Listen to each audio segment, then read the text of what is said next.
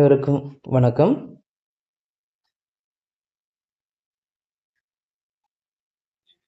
புணரியல் நிலையடை குறுகலும் உரித்தே உணரக்கூறின் முன்னர் தோன்றும்.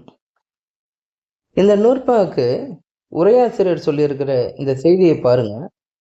எவ்வளவு அழகா வார்த்தையை அந்த சொல்லாட்சியை கையாண்டிருக்கிறார் என்பது நமக்கு தெரியும். குற்றியலிகரம் புணர்மொழியுள்ளும் வரும் என்று உணர்த்துதல் முதலிற்று. இப்போ இதில் என்ன அப்படின்னா, இந்த புணர்மொழியுள்ளும் வரும் அந்த உகரம், அந்த வருது இல்லைங்களா, புணர்மொழியுள்ளும் வரும் என்று உணர்த்துதல் முதலிற்று. இதுதான் ரொம்ப முக்கியம். சென்ற நூற்பா என்ன சொல்லியிருந்ததுன்னா, ஒரு தனி மொழியில் குற்றியலிகரம் வருகின்ற தன்மை சொல்லியிருந்தது. ஆனால் இங்கே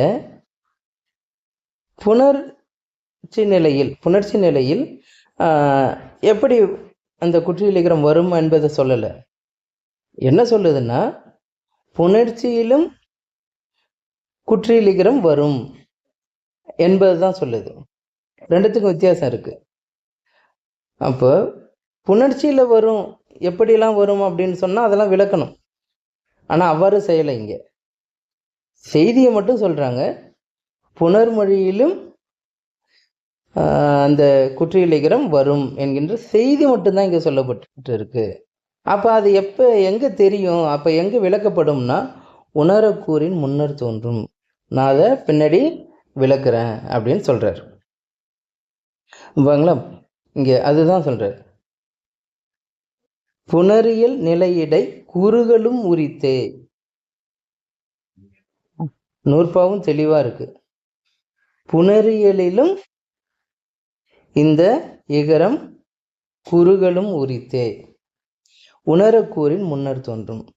ஆனால் உரையாசிரியர்கள் தான் என்ன பண்ணுறாங்க அப்படின்னு பார்த்தீங்கன்னா, அது எப்படி என்கின்ற இந்த இடத்த கொஞ்சம் விளக்கி அதுக்கு எடுத்துக்காட்டு கொடுத்துட்ருக்காங்க. ஆனால் நூற்பா அப்படி சொல்லலை. அப்போ இது எப்படி விளக்குறாங்க அப்படின்னா, இது எங்கே அப்படின்னு பார்த்தீங்கன்னா, நம்ம சொன்னோம் இல்லையா, குற்றியலிகர புணரியல், அதுலேருந்து இங்கே நூற்பாவை எடுத்து காட்டுறாங்க. எகரம் வருவழி இகரம் குறுகும், உகரக்கிழவி துவர தோன்றாது. அப்போ அந்த வருமொழியில் எகரம் வரும்பொழுது நிலைமொழியில் இருக்கின்ற அந்த உகரம் துவர தோன்றாது. ஆனால் அங்கே ஒரு இகரம் வரும், அந்த இகரம் குறுகும், குறுகி ஒலிக்கும். அதுதான் இங்கே என்னன்னு பார்த்தீங்கன்னா, எடுத்துக்காட்டில் நாகு கூட்டல் யாது. அப்போ எகரம் வருவழி, இதில் இருக்கின்ற உகரம் துவர தோன்றாது, சுத்தமாக அது தோன்றாது. அப்போ அங்கே ஒரு இகரம் வரும், அந்த இகரம் குறுகி ஒலிக்கும். குறுகி ஒலிக்கும் போது இது நாகியாது என வரும்.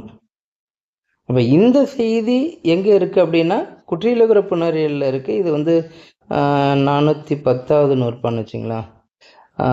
ஏறக்குறைய அந்த குற்றியலிகர புணரியல் 5வது நூற்பா. தொடரின் வரிசையில் பார்த்தீங்கன்னா 410ன்னு வரும்.